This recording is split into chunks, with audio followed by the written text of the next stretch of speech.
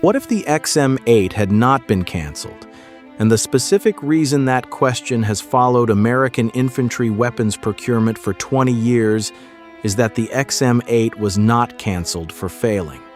It outperformed the M4 carbine in the Army's own dust test by a factor of nearly 7 in the documented evaluation conducted at Aberdeen Proving Ground. The XM8 produced 127 stoppages across 60,000 rounds, while the M4 produced 882. The M4 jammed once every 68 rounds. The XM8 jammed once every 472 rounds. It was lighter than the M4 in its baseline configuration. It was modular across 5 barrel lengths from a 9.5-inch compact to a 20-inch sharpshooter variant. It was designed from the outset to accept the suppressors, grenade launchers, and accessories that the Army's existing inventory required. It was formally being considered as the M4's replacement. And then in July 2005 it was suspended, and in October 2005 it was formally canceled. And the M4 carbine that it was supposed to replace went to Iraq and stayed there, and is still the standard American service rifle in 2026. The Army is still carrying the weapon it chose to replace, 22 years after it chose to replace it. This is the story of how that happened, and what it reveals about the gap between what military testing proves and what military procurement delivers. To understand the XM8's cancellation, you need to understand the program it was born from, and the longer history of American attempts to replace the M4 that preceded it, because the XM8 was not the first effort to address the M4's documented limitations, and its cancellation was not the first time the institution had chosen the familiar over the better. The M4 carbine had been formally adopted in 1994 as a shorter, lighter derivative of the M16A2. As this channel covered in the HK 416 script, the M4's direct impingement gas system, the stoner mechanism that routed hot propellant gas through a tube directly into the bolt carrier group, deposited carbon fouling on the bolt carrier group with every shot. Under the sustained high-volume fire that special operations units were conducting in Afghanistan and Iraq, this fouling accumulated faster than standard maintenance schedules could address. Delta Force had been spending its own unit funds to buy HK 416 uppers, specifically to escape the M4's direct impingement reliability problems. And the Army's official position that the M4 was adequate for its intended purpose was being sustained in the face of operational evidence that the people who carried it into sustained combat had reached different conclusions. The specific documented failures that made the replacement program urgent deserve examination rather than summary.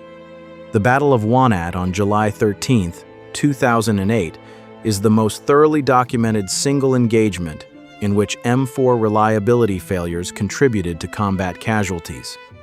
9 American soldiers of the 173rd Airborne Brigade were killed defending Vehicle Patrol Base Khalar in Kunar Province, Afghanistan, against a coordinated Taliban assault involving an estimated 200 fighters. The after-action reports and subsequent congressional investigation documented that multiple soldiers experienced M4 malfunctions during the engagement failures to feed, failures to eject, and bolt carrier group stoppages that occurred during the sustained automatic fire that the volume of the assault required.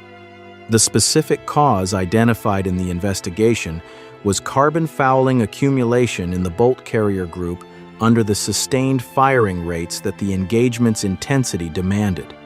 Soldiers reported attempting to clear stoppages while under direct fire, cycling the charging handle to clear fouled rounds while the assault continued. The investigation noted that the M4's design, specifically the direct impingement gas system, was a contributing factor to the reliability problems that manifested during the engagement. The congressional testimony that followed Wanat placed the M4's reliability question in front of legislators who had previously deferred to Army assurances that the M4 was adequate. Representative Neil Abercrombie of Hawaii, who had been pressing the Army on carbine reliability for years, used the WANAT investigation findings to demand an explanation for why the Army had canceled the XM8 program in 2005 after its own testing had shown dramatically superior reliability, and why soldiers in Afghanistan were still carrying a weapon that the Army's own dust test data had ranked last among 4 evaluated carbines. The Army's response that the M4 with enhanced lubrication performed adequately, and that the WANAT malfunctions reflected extraordinary operating conditions rather than a systemic design flaw, did not satisfy the committee members who had read the dust test numbers. The WANAT investigation also surfaced a detail about the maintenance burden that the M4's carbon fouling problem imposed on soldiers in sustained combat operations. In the conditions of Kunar province, where the fine particulate dust infiltrated every mechanical system, and where operational tempo left limited time for thorough weapon maintenance, soldiers were being advised to apply heavier lubrication to their M4S than the Army's standard maintenance guidance specified. The heavier lubrication helped manage the carbon fouling, but attracted additional particulate matter that compounded the fouling in a cycle that the weapon's architecture made essentially unresolvable without changing the gas system. This was the operational reality that the XM8's short-stroke piston system had been designed to eliminate. The soldiers cleaning their M4S in Kunar province in 2008 were managing a problem that the Aberdeen dust chamber had already documented. The XM8 did not share. The institutional attempt to address the problem at the program level had begun well before the XM8. The Advanced Combat Rifle Program, which this channel covered in the G11 script, had spent $300 million in the late 1980s seeking a rifle with twice the M16's hit probability. It produced no winner in 1990 and was canceled. The lesson the Army took from the ACR program's failure was not that the M4 was adequate, but that incremental improvement of an existing platform was less risky than clean sheet replacement. The SOP mod program, Soldier Projectable, Optical, and Modular programs, began adding accessories, improved barrels, and enhanced trigger packages to the M4 in an ongoing series of upgrades that addressed individual symptoms without changing the direct impingement architecture that produced them. The Objective Individual Combat Weapon program was the Army's most ambitious post-Cold War attempt to address the problem structurally rather than symptomatically. Initiated in the early 1990s, the OICW was built around a specific vision of what the future infantry weapon should be: a combined assault rifle and airburst grenade launcher that would allow a single soldier to engage enemies behind cover and below ridgelines by programming grenades to detonate at a specific range above the target. The rifle component would fire standard 5.56 NATO. The grenade component would fire 20mm smart grenades programmable through a laser rangefinder integrated into the weapon system. It was, in concept, the most significant advance in individual infantry capability since the assault rifle itself. The OICW program spent over $1 billion across its full lifetime and produced the XM29, a combined weapon prototype that weighed 18 pounds unloaded. An infantry soldier carrying 18 pounds of rifle before ammunition, water, body armor, and all other equipment was a soldier whose mobility and combat effectiveness were compromised before he reached the objective. The weight alone disqualified it from general service. The Army split the OICW into 2 separate development efforts. Increment 2 would continue the airburst grenade launcher, eventually becoming the XM25 counter-defilade target engagement system, which saw limited use in Afghanistan before being canceled in 2019 after its own cost and reliability problems. Increment 1 would develop the rifle component as a standalone infantry weapon. That component, extracted from the failed combined system and developed into a full program, was the XM8. The decision to base the XM8 on the Heckler & Koch G36 platform was not arbitrary. The G-36 had entered Bundeswehr service in 1997 as the German military's replacement for the HK-G3 battle rifle and had established a service record for reliability that the American M4's record in comparable conditions could not match. The G-36's operating mechanism, a short-stroke gas piston system that tapped propellant gas from the barrel and transferred the cycling energy mechanically to the bolt carrier group without routing the gas itself into. The receiver produced the cleaner, cooler bolt carrier group that the HK416 script on this channel documented in detail. No propellant gas in the receiver meant no carbon fouling deposited directly on the bolt carrier group's critical surfaces. A G-36, operating in the dust and sand of an Afghan valley, accumulated fouling at a fundamentally different rate from an M4 operating in the same conditions, and the difference was not a matter of maintenance, discipline, or operator technique. It was a function of the gas system architecture. HK's proposal to use the G-36 platform as the basis for the OICW Increment 1 requirement was, from a pure engineering perspective, a rational choice it brought, a proven, fielded operating system with an established reliability record into a program that needed to demonstrate performance quickly. Fast results were demanded in the post-September 11th procurement environment, not the long, drawn-out studies and selection procedures that had characterized Cold War acquisition. The shortcomings of American arms in the early Afghan campaign had been analyzed and documented. Everyone in the defense establishment understood that a new wind was blowing in the Pentagon. HK's G-36-based proposal offered an established platform that could be adapted to American military specifications without the development risk that a clean-sheet design would have introduced. The visual result was unlike any American service rifle that had preceded it. The XM8's translucent polymer magazine allowed the shooter to monitor remaining ammunition without removing the magazine from the weapon, a detail that sounds minor until the moment of a contact, when the choice between checking a translucent magazine and removing and checking an opaque one has tactical implications. The rounded, polymer-dominant receiver profile placed the XM8 visually in a different category from the angular metal and polymer geometry of the M4. It looked like the weapon that the 21st century American infantry should be carrying rather than a derivative of a design that Stoner had completed in the 1950s. The integrated optical sight was built into the carrying handle, eliminating the separate mounting rail and optic combination that added weight and complexity to the M4 configuration. The barrel changed in the field without tools, a quarter-turn locking mechanism that allowed the same lower receiver to accept configurations ranging from the 9.5-inch compact for close quarters operations through the 14.5-inch standard carbine to the 20-inch sharpshooter barrel for the designated marksman role. The entire system weighed approximately 6.4 pounds in its baseline configuration, lighter than the M4A1 in equivalent trim.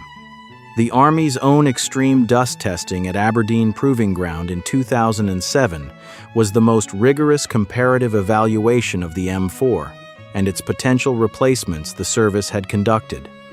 Weapons officials at the Army Test and Evaluation Command exposed 10 sample weapons of each type to sandstorm conditions in a dust chamber, an enclosed test environment that replicated the particulate contamination levels that American soldiers were actually encountering in Iraq and Afghanistan. 6,000 rounds were fired through each weapon during the test cycle, with the weapons exposed to the dust chamber between firing sequences. The weapons tested were the M4 carbine, the XM8, the HK416, and the FN-SCAR MK16. All four had been identified as potential candidates for the Army's carbine requirements. The test was designed to determine which performed most reliably in the conditions that the Army's soldiers were operating in. The results were published and reported in Army Times. The XM8 produced 127 total stoppages across 60,000 rounds fired through the 10 test weapons. The M4 produced 882. The HK416 produced 233. The FN SCAR MK16 produced 226. The M4 finished last by a margin that the test documentation described as significantly worse than the other three weapons. One stoppage every 68 rounds for the M4 against one stoppage every 472 rounds for the XM8. The XM8 was 2 years into its cancellation when this test was conducted.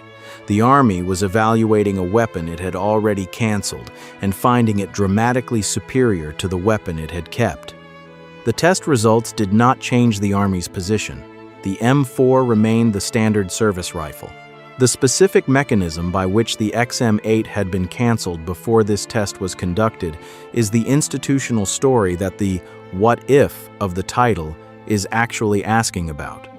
The XM8 had been developed under an existing contract with HK as part of the OICW program, a contract that had not been competitively bid for a standalone rifle in the way that a full major defense acquisition program would require under the Federal Acquisition Regulation.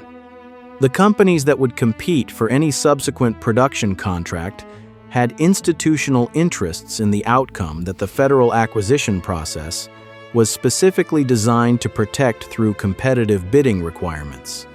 Colt Defense, which manufactured the M4 and held the existing M4 production contract, would lose that contract if the Army adopted a replacement manufactured by HK. FN USA, which was simultaneously developing the SCAR under a SOCOM contract and had positioned itself as a potential M4 alternative, had its own interest in ensuring that the Army's replacement rifle went through a competitive process rather than a directed award to HK. Following complaints about non-competitive procurement of the XM8 system, the Army first opened the bidding for the production contract to other manufacturers, and then in July 2005 suddenly suspended the entire OICW Increment 1 program to re-examine the requirements for replacing the M16 and M4 families. Senator Tom Coburn of Oklahoma had sent a letter to the Secretary of the Army in May 2005, expressing concern about the non-competitive nature of the XM8 procurement and requesting that the program be opened to full competition. The Army suspended the program in July 2005. It was formally canceled on October 31, 2005.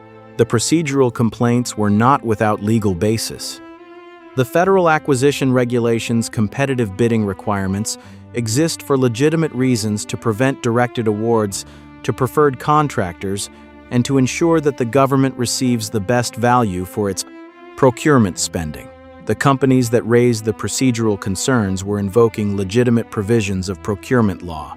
What the record also shows is that the practical effect of those invocations was to cancel a program that the Army's own testing had consistently supported, and to preserve the procurement position of the manufacturers whose products the testing had found inferior.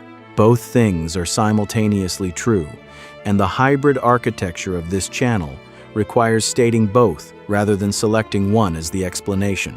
Congress did not subsequently mandate a new competitive rifle program. The individual carbine program that the Army eventually launched in 2010, a formal competition to replace the M4, was canceled in 2013 without selecting a winner after the Army determined that none of the competing rifles demonstrated sufficient improvement over the Block II M4A1 to justify a full platform transition. The rifles that had been excluded from the XM8's non-competitive process were given their full competitive opportunity, and the Army still chose not to replace the M4. The XM8's cancellation had not been about finding a better rifle. It had been about ensuring that the process by which a rifle was selected met the procedural requirements of federal acquisition law. And when that process was completed, the Army concluded that the procedural cost of replacing the M4 exceeded the operational benefit, the same conclusion it had been reaching, through different mechanisms. Since the first SOPMOD upgrade was applied to the M4 in the 1990s, The XM8 found one adopter. The Royal Malaysian Navy adopted it for its Pascal Special Forces Unit, the Pasukan Khas Laut.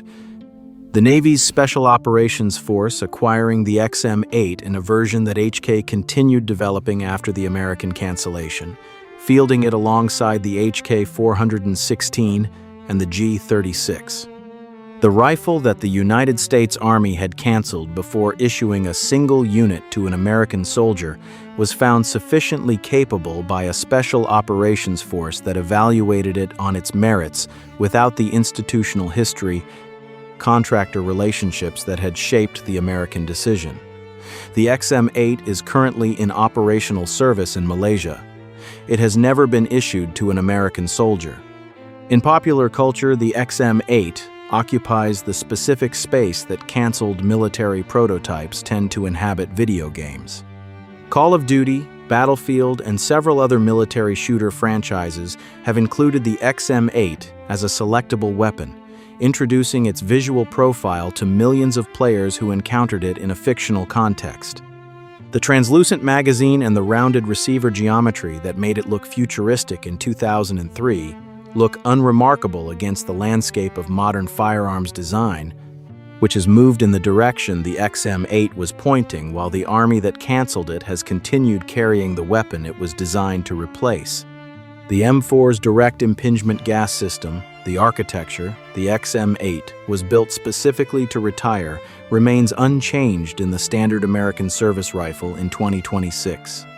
Accumulating the same carbon fouling in the bolt carrier group that the Aberdeen dust chamber documented 7 times more frequently than it accumulated in the XM8. It started as a dust chamber, the test facility at Aberdeen Proving Ground, where 10 XM8 rifles and 10 M4 carbines fired 60,000 rounds each in identical sandstorm conditions and produced a stoppage ratio of 127 to 882, that the Army's own documentation described as significantly worse for the weapon the Army kept and significantly better for the weapon the Army canceled. It survived the OICW program's collapse, the separation of the rifle and grenade components into separate increments. 3 years of development into the most reliable carbine the Army had formally evaluated, and a competitive dust test conducted 2 years after its cancellation that confirmed everything the development testing had suggested. It produced 127 stoppages against 882. It was suspended in July 2005 on the basis of competitive procurement objections from the manufacturers of the weapon it outperformed. It was formally canceled on October 31, 2005. The Army launched a new competitive rifle program in 2010 that was canceled in 2013 without selecting a winner. The M4 is still the standard American service rifle in 2026. The XM8 was not supposed to be a what-if. It was supposed to be the M8, the designated successor to the M4, in service by 2005, in the hands of soldiers in Iraq and Afghanistan who were cleaning their M4s in the dust that the Aberdeen test chamber had already proved the XM8 did not require special attention to manage. The what-if is not hypothetical. It is a documented set of test results, a formal program cancellation, and 22 years of American soldiers carrying a rifle whose replacement was ready, proven, and politically inconvenient to adopt. If you enjoyed this, hit like, subscribe, and check out the next video right here. The next video.